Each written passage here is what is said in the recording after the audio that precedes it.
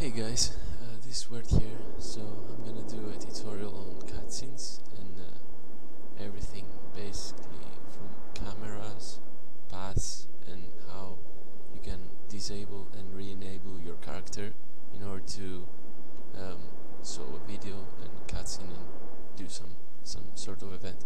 So let's get started. Okay, so here I have an empty world, nothing in it, and first let's take a look on how cameras work. In Project Sparky there are a few different types of cameras, and there are a couple of leads for you to know which one to use. For example, there's also a preview window in top right, so you can see where the character is gonna see when you press play. So this first person camera is where it says. It's just watching from the player's face. There are also other cameras like follow camera. There is a distance. There is a certain distance away from the character.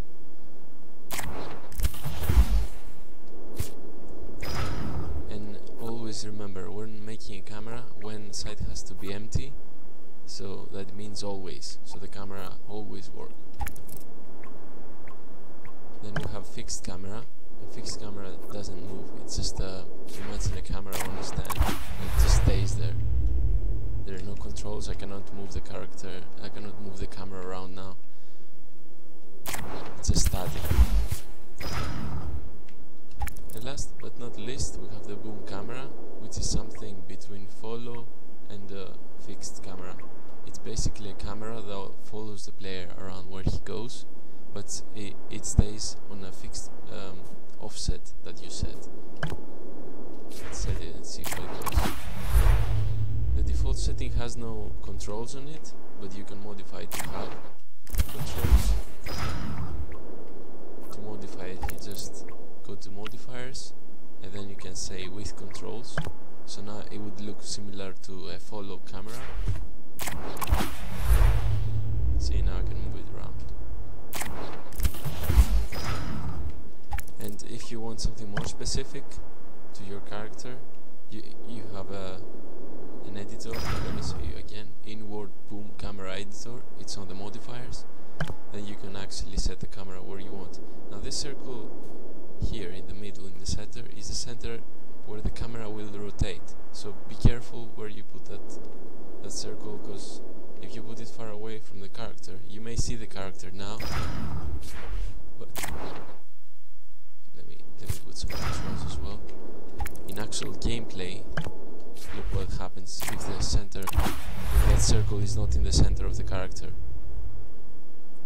See, so that has to be in the center of the character, the white circle.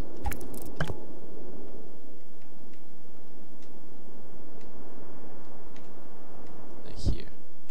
And then you can zoom in and out if you want.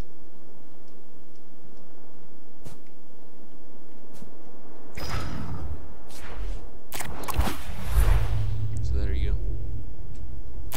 Now one last thing about cameras. There's another setting we left out. It's called looked at target. Now this one is different from all the rest. It doesn't work on its own. It always works along with another camera. So never use that on its own, because you're just gonna have like having no camera basically. So this one basically includes an object inside the screen. So if my character is looking forward, let's put this here. Let's say I'm looking forward right now. Let's see how it looks. You see? Let me put a target so we can be more specific. Okay, so I'm looking at this ring, alright? But I want him to also look at this goblin, which is here. So in order to do that, while having one camera working, I will set another one, which is this one. This is a setting. It says look at target. And then using the word picker, I will select the one I want. Now, see that the preview doesn't show me that it's gonna do it, but see, in test mode it will just look at it. So this is a little tricky, because sometimes if I disable this camera, or if I put this camera into another object, and if I leave this setting here working, it will continually work even though this camera is not working anymore and another one is working. So this is not only for this character, it's for all characters. It will just look at this goblin no matter what, unless I disable it. And I will show you how to disable it later on. Okay, so now we covered the basics of all cameras. Now let's make a cutscene now. I will go really basic on this one, so you can do it even if you don't have any experience on cutscenes. Okay, so this is a path prop. You place this one and then you state the path, and you can have any prop, including cameras, to move along with it. So let's make 4 nodes, place them around, and let's say we want a circle. Now if you want a circle, you're not gonna place another node here, you're just gonna leave one node less, and then go to edit of that path, go to this properties, path, and then set it to loop counterclockwise. So see, now there is a line from node 3 to node 0 again. So now we have a circle. Now how do we make something move along that path? Now, as you saw already, any object can have a camera. So with the same approach, I can have a camera on a prop that will move along with it. Okay, let's make this guy move. Let's say move on path, and then state the path we want. This one.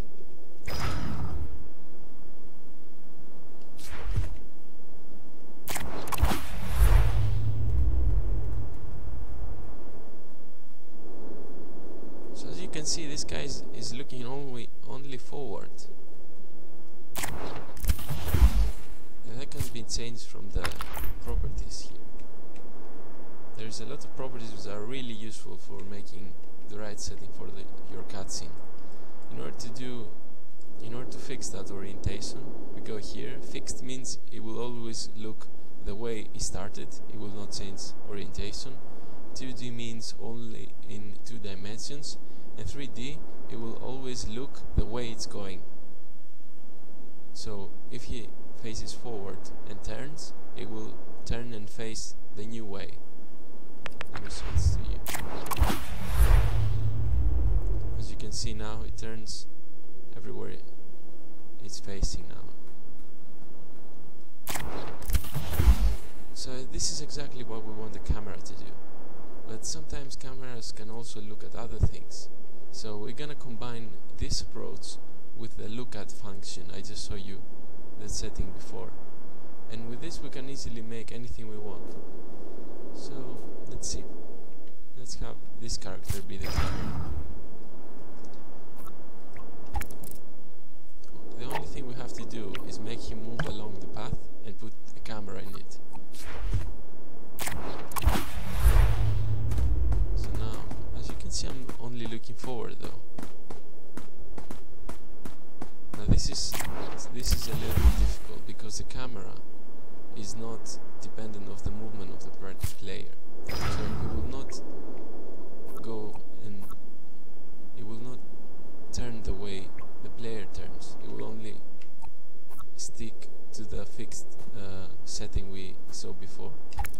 Now there are ways to fix it, but we want to simplify things, so let's make it so that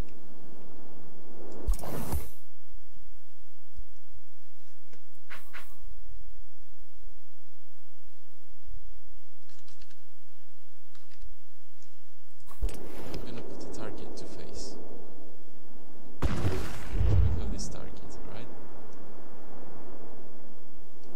Now I'm using the setting I just mentioned before in a different line. Look at target. This guy here. Now this guy is invisible, so it will not show in game. So I want him to look at this target while he moves, so I can control the orientation. As you can see, it's looking at it. It's invisible, but it's looking at it.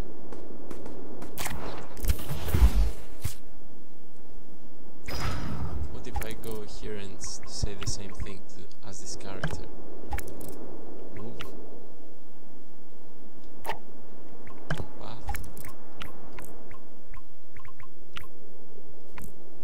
And then select the path.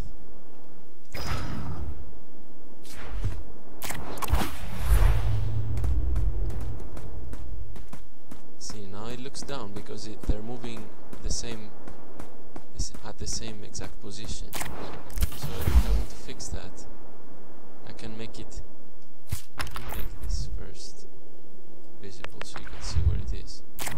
So see, now both things are moving together in the same position. That's why it's looking down.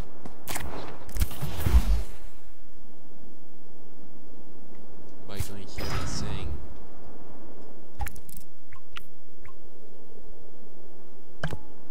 by delaying the character half a second, the logic will go in front of him, so he will be able to always look forward. See? So now we have a camera that looks the way it goes. And to do that, you have to delay half a second the character, so you can follow the camera in front of him. The camera goes faster, so he always looks forward. But now let's say you're not a character, you want to fly through a mountain or something, you want to have this one be right here instead of just in the ground. Now let's see how this works in reality. You see, now even though I place the node high up, the player still is in the ground, it doesn't lift. And to fix that, we always have to remember, if we don't stick to the ground, we always have to put a setting that says with flying, otherwise it's not possible. Now by saying with flying, it will change my speed, because flying speed is different than the movement speed, so you can configure this at the properties menu of that character. But bear in mind that this is usually looks different than the original setting, so if you see something completely different, it doesn't mean you're doing something wrong, it's how it is. Let's see now, now it flies away. But I have to do the same thing with the orientation, because otherwise it will never catch up. They have to be exactly the same speed. So I will say that to this one as well. Modifiers with flying. So the book move along there.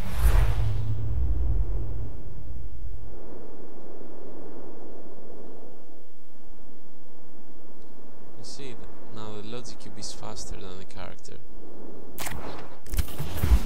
And that means I don't have the same settings. So if I go here, movement and fly, this is the settings that state how fast the object moves. Let's see, so it's 13, 17, 25. Let's see if the character has the same. Oh, sorry. 13, 17, 25.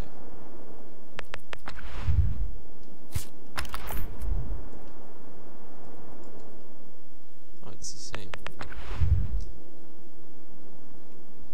It's probably in the physics then.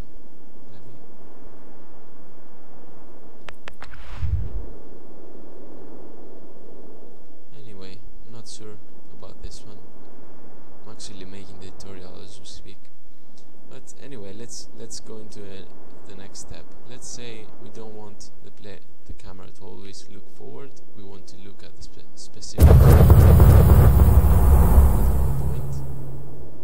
and then just turn forward again. To do that, we can have a specific spot that we want the camera to do something. set detection rates. To do that, we just go into the brain and we say when detect, and in this case it's the camera, so I'm gonna state the player. So when detect the camera, which is this character, we can have him, I don't know, look to the right. Look here.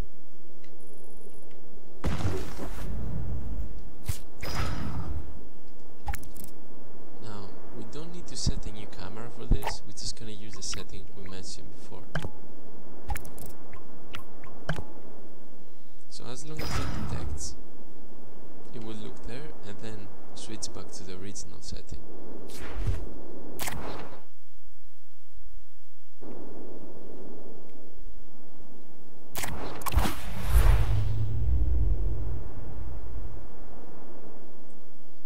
It only happens for a split second, so it's not so obvious. You can always go and increase the detection range by going to the brain, sensors, so detect sensor true, and then grab that gizmo and make it bigger.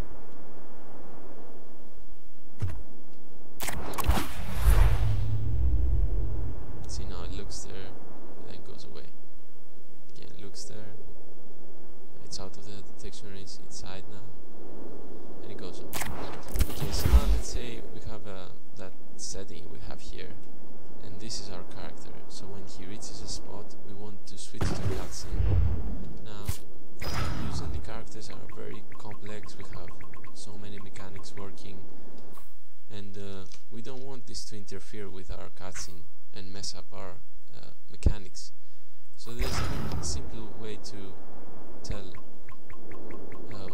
to distinguish between the both, and the easiest way is that when you toggle a cutscene, you either disable the brain of the character or you make it switch to an empty page, so it doesn't work during the cutscene. If you don't want him to work, you can also make him move during the cutscene and state in that page whatever you want him to do. So let's set this up.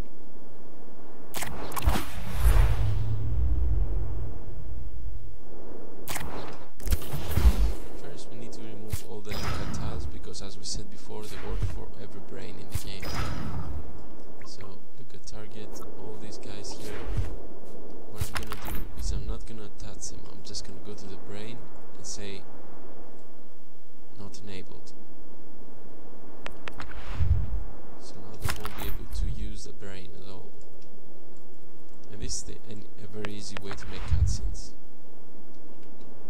This one doesn't need. Let's see. Okay, so we want to trigger a cutscene, let's say when we pass this ring.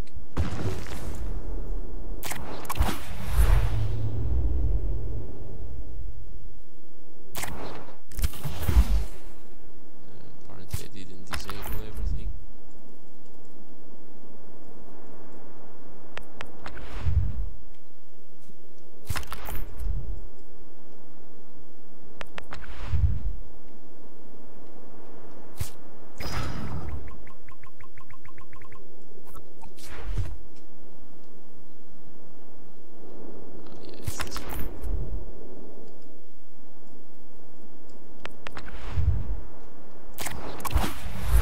So let's say we have this character and we want to trigger the cutscene when we pass this checkpoint, right?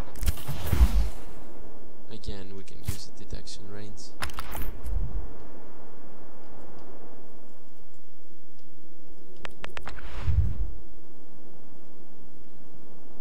Well, maybe let's make it different to be more specific. Let's use a trigger sensor instead. Trigger sensor is more precise than the detection range, because the detection range is a circle, while this one is a rectangle.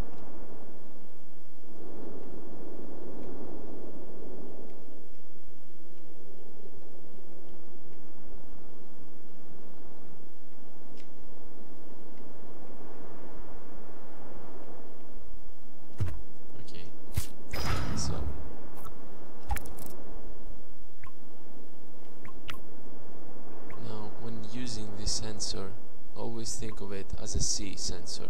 So instead of saying C player, say in trigger zone player, because grammatically it doesn't fit, but in this way you can remember it correctly.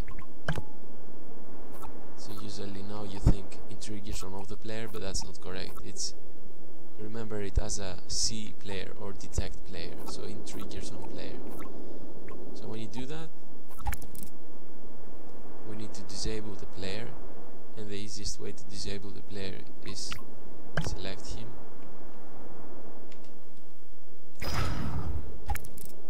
and then say enabled equals false. So now when it reaches there, it will disable, and we want at the same time to enable the cutscene. However, if we just put these settings right here, it will always do it, and if the cutscene ends, it will still do it because it's forever, because the player will always be in that trigger zone forever, and we won't be able to bring him back. So that needs to happen only once, and we need to be careful about timing here. So let's make it work only once. Now, using the one style is usually not good for resetting mechanisms, so I'm gonna use a different approach of saying once here. I'm gonna say duration 1 in frames, which basically 30 frames per second is 1 second, so this will run only once. This is basically the lowest, how to say, it's basically one iteration. Anyway, okay, so when it triggers on player once, disable our character, and we want to enable the cutscene now. So I'm gonna select all these guys here.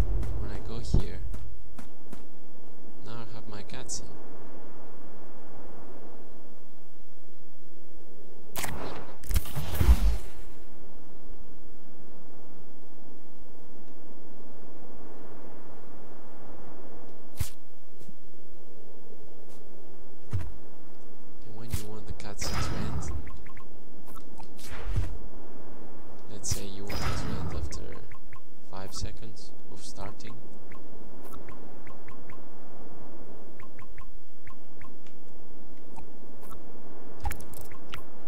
So I'm just gonna put the countdown 5 seconds and then make them do the opposite again.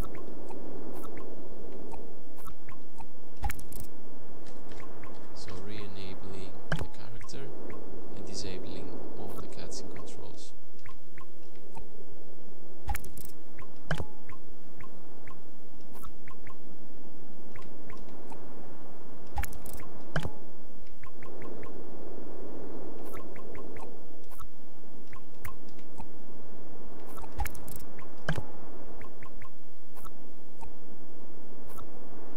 Now again, this will work forever, so we have to be careful. But it will work when the player is in the trigger zone after 5 seconds. But that doesn't mind the whole logic, because after you go out of the trigger zone, nothing of this will matter anymore.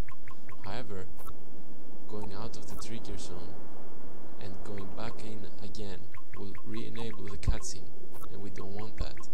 So a way to fix that is here, which is the exit after the cutscene, in the last, always the last line, because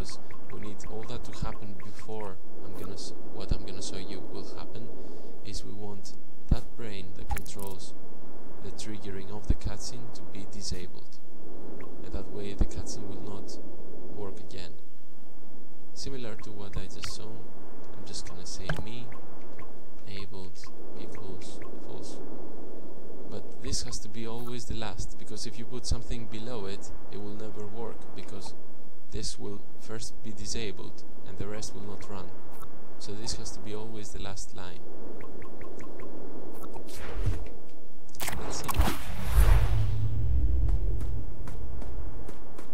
Okay, it works. So we wait 5 seconds. Boom, there we go back. And now if I try to go back, nothing happens.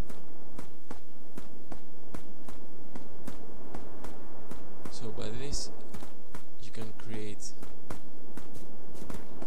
you can actually go more than this and do more complex examples, but bear in mind that the whole process of understanding is how camera moves and how a prop moves on a path.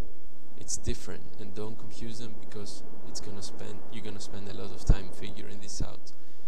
As you saw, I have to set something to look at, otherwise the camera would just look in one direction, even though the path is set to 3D orientation. And the characters, as you saw, they go around it, but the cameras don't. So you have to set another object for orientation, as I just did. And just tweaking the settings will get you the right setting. One last thing before I close here is that paths can also have some other settings if you want to mess a little bit more. Like for example, setting a path to curve will have more smooth turns, and setting the movement to other than linear is basically for having it's the best use is when using position, which means there's no circle. And by using other settings than linear, it means it will start slowly, then accelerate to normal speed, and depending what setting you have, it will have let me just show you. Smooth arrival. It starts normally and then it ends smoothly, like slower.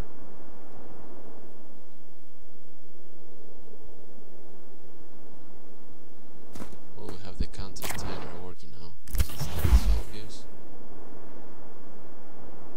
Let me make it a little bigger.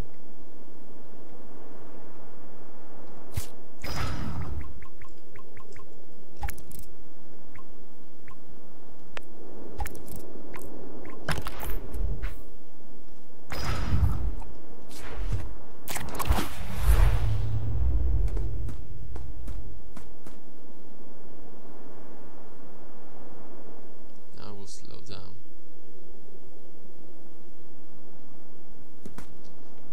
It's weird now to show you. I have to start a new example to do this, but yeah, you get the picture.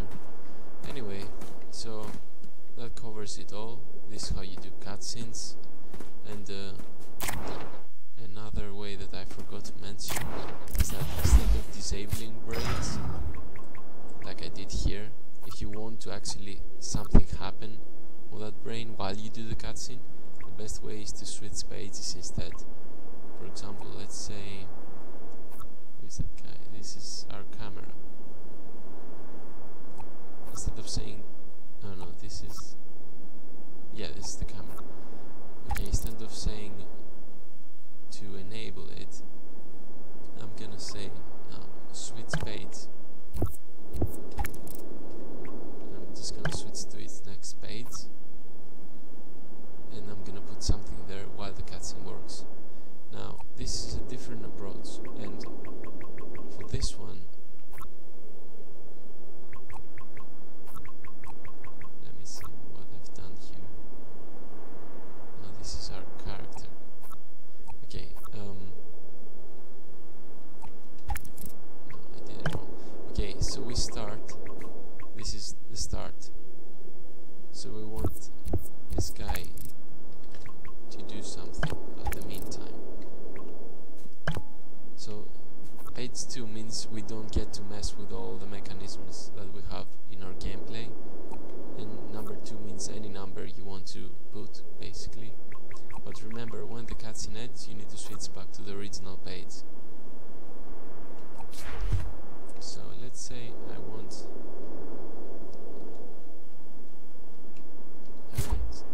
the camera. I shouldn't have used the character for the camera, I should have used a camera gizmo, but anyway. This time I'm gonna look to the actual player. This guy here.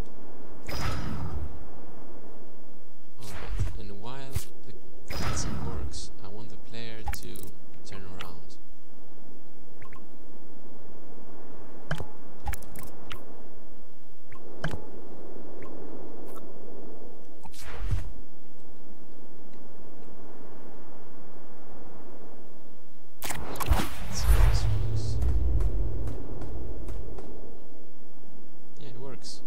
So now I have something that my character does while I do the cutscene.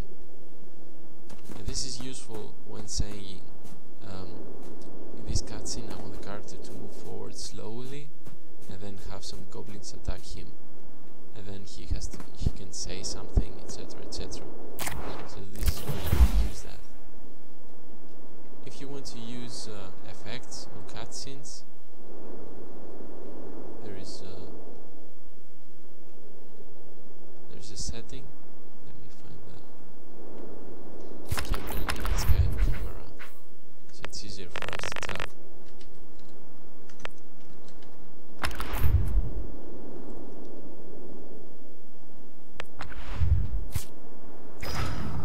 Okay, now let's make it a bit more cinematic.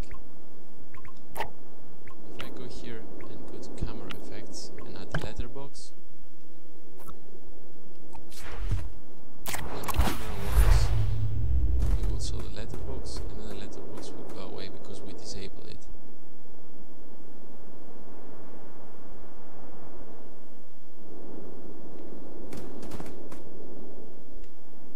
But it didn't. Let's see what's wrong.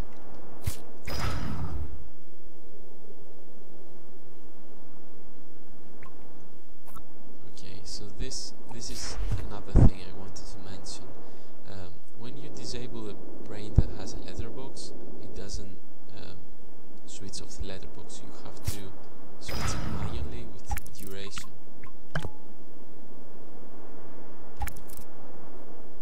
So it was 7. Let's make it 6. So by saying during 6 seconds, I want you to show the letterbox.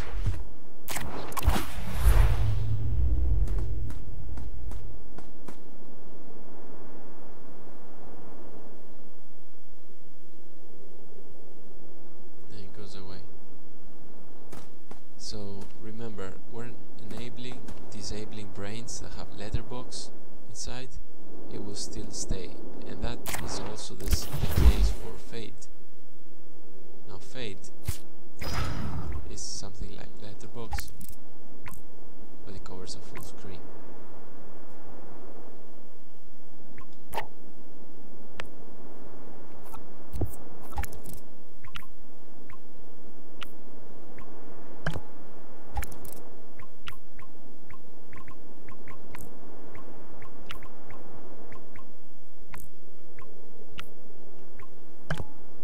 Now Fate has a modifier called transition time, and this is super useful when you want to make either smooth transitions or just snap transitions.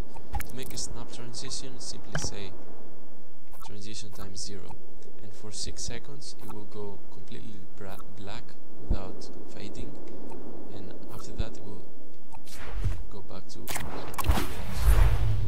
So now it will go black for 6 seconds. Boom. If we go and say 2 seconds transition time, that means for 2 seconds it's gonna transit from what we see into the color, which is the black one. You can also set colors if we want. And that means 2 seconds to become completely black, and after 6 seconds it will take another 2 seconds to come back to what it was. So in this way we can do both fade-ins and fade-outs. See? After 6 seconds it will come back.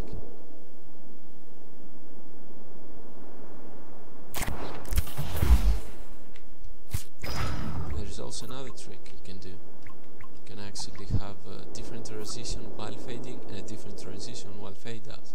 To do this, you say, you put 2 of them inside, and one is 0, the other one is 2, for example. Now when this snaps, you won't see the fade in, but when it goes out, you will see the fade out. Let's see if it works. So boom, it snaps into black.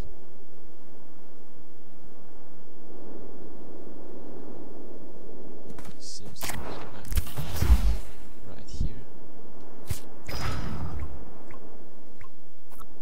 That is because this guy has to be a little bit longer.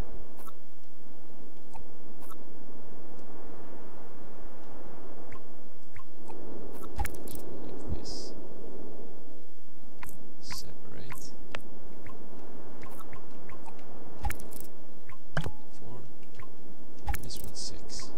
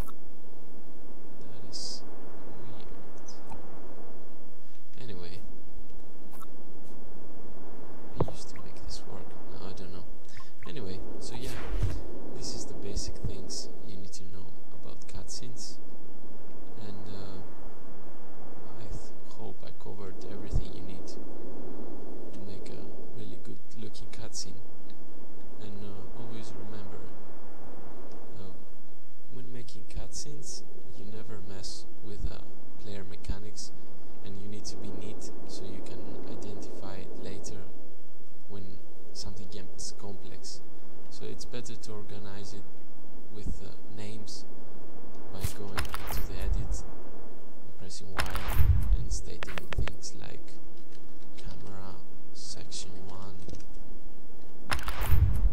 so you remember later on that this one is the first camera out of, or the first path out of the many of in a cutscene. And if you want those names to appear, you go to options, controls, so object names. If you haven't turned this on, you should, because it's super useful. Anyway, thanks for watching this, and I hope you make your cool cutscenes and make whatever you wanted to make. Thanks again. Bye.